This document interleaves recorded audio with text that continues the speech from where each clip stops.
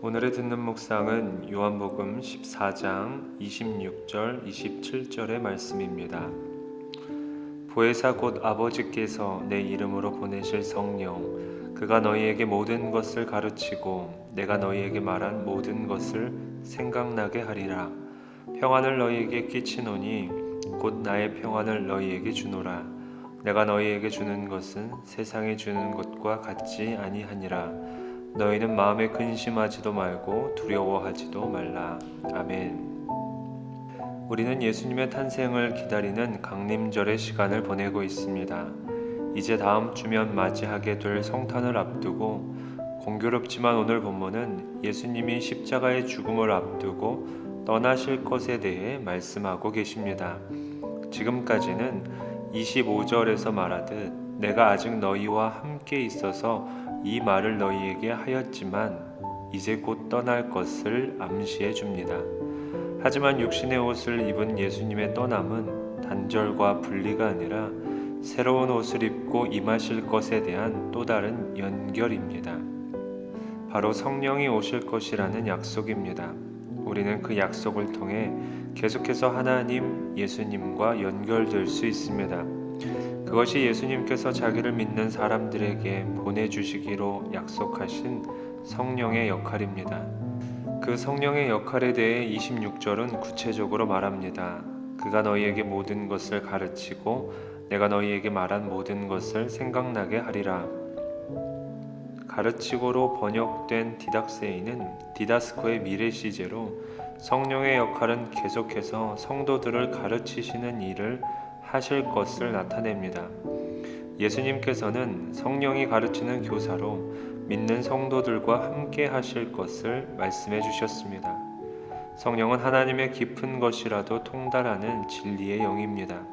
그렇기 때문에 우리는 언제든지 하나님의 완전한 뜻 가운데로 인도하게 됩니다.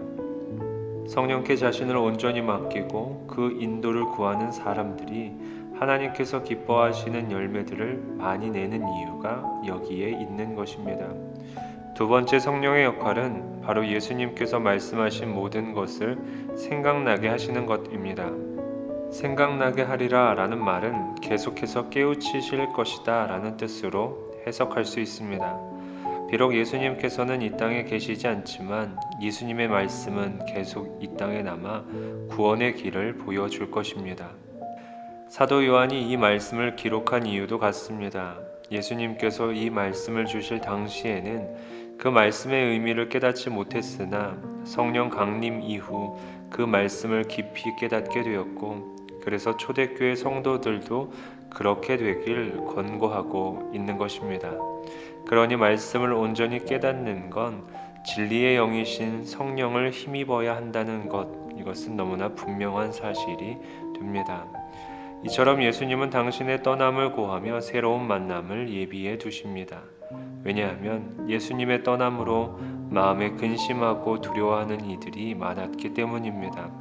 그렇게 새로운 만남이 주는 약속은 바로 평안을 너희에게 끼칠 것입니다.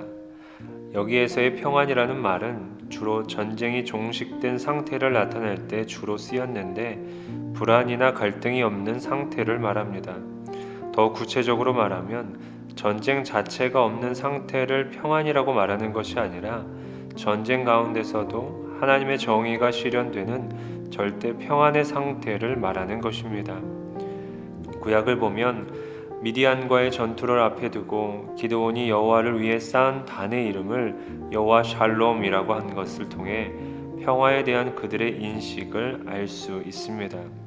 주님의 평화란 악이 가득한 상황 가운데서도 정의가 실현되길 바라는 마음이며 동시에 이 문제의 해답이 오직 여호와께 있음을 고백한 것으로 볼 수 있습니다. 사랑하는 성도 여러분, 이 세상에서 믿음의 여정을 걷다 보면 선한 싸움을 싸우는 동안 분쟁과 문제가 따르는 것은 어쩌면 당연한 과정입니다. 하지만 예수님께서 주시는 진정한 평화인 에이레네는 문제를 회피하는 것이 아니라 극복하는 평안이며 최악의 상황에서도 흔들리지 않는 굳건한 믿음의 고백인 것입니다. 외적인 환경에 좌우되지 않는 평안을 약속하신 예수님을 신뢰하며 남은 강림절의 여정에서도 그 평안 안에서 건강한 삶을 살아가길 우리 주님의 이름으로 축복합니다. 생각해 볼 질문입니다. 지금 여러분의 평안을 위협하는 건 무엇인가요? 오늘 주신 말씀과 마음들을 기억하며 잠시 기도하도록 하겠습니다.